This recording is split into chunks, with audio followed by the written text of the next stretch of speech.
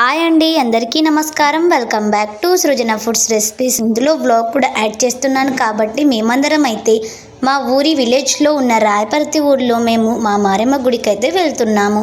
ఇక్కడ వెళ్తుంటే అంతా ఎడారిగా జంగల్లా ఉంది. ఒక్క చెట్టు కూడా లేదు. ఎండ కొడుతుందేమోనని సాయంత్రం సమయంలోనైతే వెళ్తున్నాం మేము. అలా వెళ్తూ ఉండగానే చిన్నదిగా చీకటి పడుతూ వచ్చేసింది. కొంచెం దూరం వెళ్ళగానే పొలాలు చెట్లు కనిపించాయి. వీటిని కూడా వీడియో తీస్తే బాగుంటుంది కదా అనుకున్నాను. అలా పూల చెట్లు కూడా కనిపించాయి. పచ్చని వాతావరణం, గడ్డి అదంతా చూస్తుంటే చల్లని గాలికి మనసుకి ఎంత ప్రశాంతంగా అనిపించిందో. వీళ్ళందరూ కూడా అలా వెళ్తూ ఉన్నారు నడుచుకుంటూ గుడి దాకా. ఇవన్నీ చెట్లు కూడా వీడియో తీసేసానండి మీకోసం. చూడండి, గడ్డి అయితే ఇంత పచ్చగా ఉన్నదో, పొలం అయితే ఒడ్లు కూడా వచ్చేసాయి. మేమందరం అలా నడిచేసరికి కాళ్ళు నొప్పులు వచ్చేసాయి కొంచెమంతా. ఇక మారెమ్మ గుడి దగ్గరకు వచ్చేసింది. అక్కడైతే ఈ చామంతి పూలు, చింటి చామంతి అనే చెట్లు కూడా ఉన్నాయి. ఈ పూలైతే ఎంత అందంగా ఉన్నాయో. ఇలాంటి పూలైతే వరుసగా అలా పూస్తూ ఉన్నాయి. ఇక్కడైతే ఆ చెట్లు స్పెషల్గా అయితే కనబడుతున్నాయి. ఇది ఒక గార్డెన్లా ఉండిపోయింది. ఇదే ఆ దేవత గుడి. అక్కడ ఆ దేవతని తీయొచ్చో లేదో నాకైతే తెలీదు, కానీ చిన్న క్లిప్ అయితే యాడ్ చేస్తానండి. దీపం కూడా వెలిగించారు. ఇక ఇంటికి వచ్చిన తర్వాత మా మమ్మీ అయితే చికెన్ కర్రీ వండటానికి రెడీగా ఉంది. ఇక ఎట్లాగో మేము కోడిని కోసేసాము మారెమ్మ దేవతకి.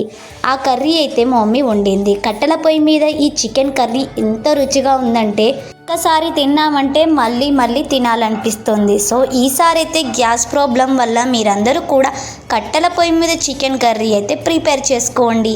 సో ఇంకా లేట్ చేయకుండా ఈ వీడియోలోకి అయితే వెళ్ళిపోదాం. ఈ చికెన్ కర్రీ ఎలా వండాలి అనేది అంతకుముందు మా తమ్ముడు చికెన్ కర్రీ వండింది పెట్టాను, అది గ్యాస్ పైన. కానీ ఈ కట్టెల పొయ్యి మీద వండిన టేస్ట్ వేరే ఉంటుంది.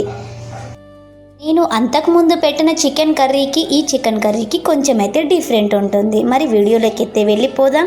ముందుగా అయితే కట్టెల పొయ్యి మీద మా మమ్మీ గిన్నె పెట్టి ఆయిల్ అయితే పోస్తుంది.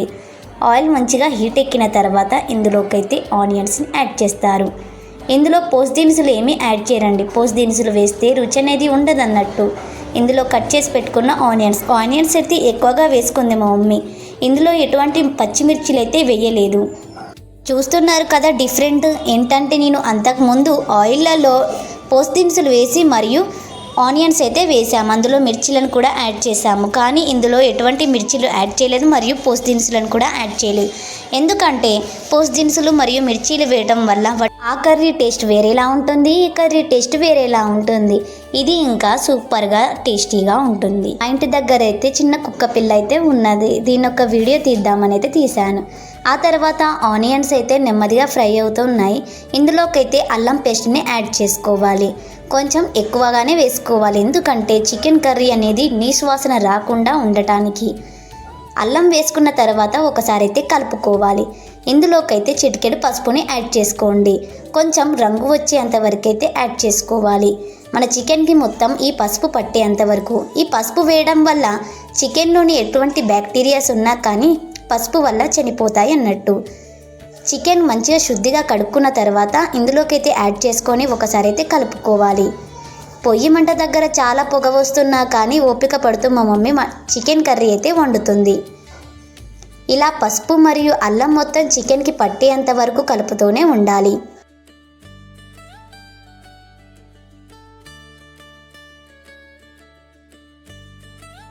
చికెన్ మంచిగా ఫ్రై అయిన తర్వాత ఇందులోకైతే మసాలా వేసుకోవాలి. అదే దాల్చిన చెక్క, లవంగా, ఇలాచి కచ్చా పచ్చగా దంచుకొని ఇందులో వేసుకోవాలి. ఇది వేయడం వల్ల చికెన్ కొంచెం తొందరగా ఉడుకుతుందని అంటారు, మరియు కొంతమంది నీరు వస్తుందని అంటారు. కానీ దీనివల్ల మంచి ఫ్లేవర్, రుచి అయితే వస్తుందని నేను అంటాను. ఆ పొయ్యి మంటకైతే మా మమ్మీకి అసలు కలపెట్టడం అయితే రావట్లేదు, కానీ ఏదో కొంచెం అలా అడ్జస్ట్ చేస్తూ కలపెట్టింది. చాలు అలా మూత పెట్టి తీసిన తర్వాత ఇలా నీరైతే వచ్చేస్తుంది చికెన్లోకి. ఇందులో ఎటువంటి ఎసరు పళ్ళెం అయితే పెట్టలేదండి. ఇందులోకైతే కారాన్ని యాడ్ చేస్తుంది మా మమ్మీ. ఆయిల్లో మంచిగా ఫ్రై అవుతూ ఉండగానే ఇందులో కారం వేసుకోవాలి. కారం వేసుకొని మొత్తం అంతా ఒకసారి కలుపుకోవాలి. కారం వేసుకొని కలుపుకున్న తర్వాత ఒక 5 నిమిషాల తర్వాత మళ్ళీ ఇందులోకైతే సాల్ట్ని యాడ్ చేసుకోవాలి. కారం అనేది చికెన్కి మంచిగా పట్టిన తర్వాత సాల్ట్ని అయితే యాడ్ చేస్తాము. అంటే కొంచెం చికెన్ ముక్క ఉడికింది అని అన్నప్పుడు మాత్రమే కారమును మరియు ఉప్పు వేస్తాము. ఆయిల్లోనే చికెన్ సగం ఉడికిపోవాలి. కారం వేసిన తర్వాత మిగతా సగం ఉడుకుతుంది కారంతో పాటు. కారం కూడా ఉడకకుంటే మంచిగా ఉండదు. సో లాస్ట్లోనైతే కొత్తిమీర యాడ్ చేసుకోవాలి.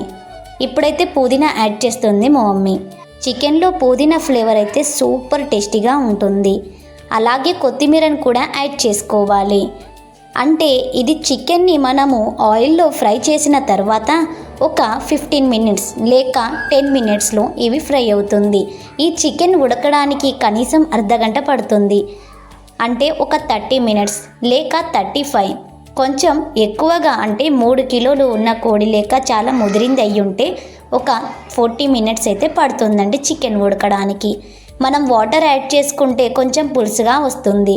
వాటర్ యాడ్ చేయకుండా ఇలానే మనం చికెన్ని డైరెక్ట్గా ఫ్రై చేస్తే వాటర్ ఆటోమేటిక్లీ వచ్చేసి ఇలా కొంచెం లైట్గా ఎసరు ఉండి చికెన్ కర్రీ మంచి రుచిగా ఉంటుంది. మీకు ఈ వీడియో నచ్చిందా? ఎలా ఉంది?